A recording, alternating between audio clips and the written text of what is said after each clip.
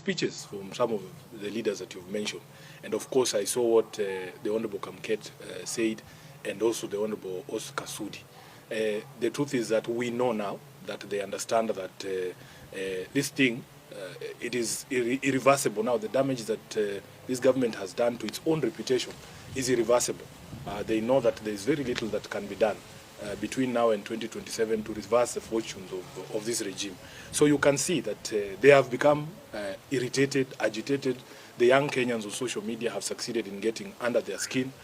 If you go to a function and speaker after speaker is only talking about social media and curtailing the freedoms of the young people, lecturing us about respecting other people, and yet these are some of the vilest politicians on the mic.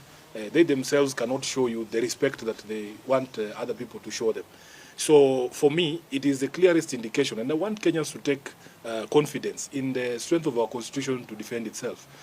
Nobody can stand somewhere and tell us they will manufacture another president for 24 years. It will not happen. Honorable Kamket should be told. It will not happen. This is not 1980. This is not the generation that they used to sell fear to. The Kenyan of today is a Kenyan who understands the constitution, their rights. They know for a fact that you cannot impose yourself on Kenyans. I am telling you, the only way for any elected leader to win re-election is to do the things you promised to do for Kenyans, is to make the lives of Kenyans better. Now that they understand that it is going to be impossible for them to deliver on any of the promises that would make Kenyans look at them favorably, they are now openly threatening to violate the constitution and the rights of Kenyans and to try and force themselves upon the people.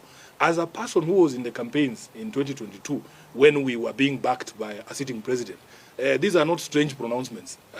They are very familiar, because there are people in our camp who used to speak the way Kina Kamket are speaking and telling the country, oh, hii kitu imeenda, oh, there's nothing you can do, tutanyorosha wewe, hatuwezi kuachia mwizi. But I'm telling you, with the sort of anger that Kenyans have, the day a Kenyan is given a ballot paper like this, once he crosses against your name and puts it in the ballot box, that's the end of the day.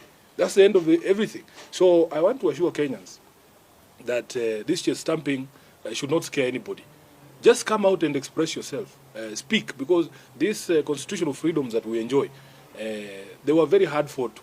They were fought for by blood and sweat. You know, you can see that there's a lot of nostalgia from the old Kanu Hawks to go back to those days where you could just abduct someone and throw them into a prison without trial. But at least that was the law then. It was legal. There was a law that backed that detention without trial.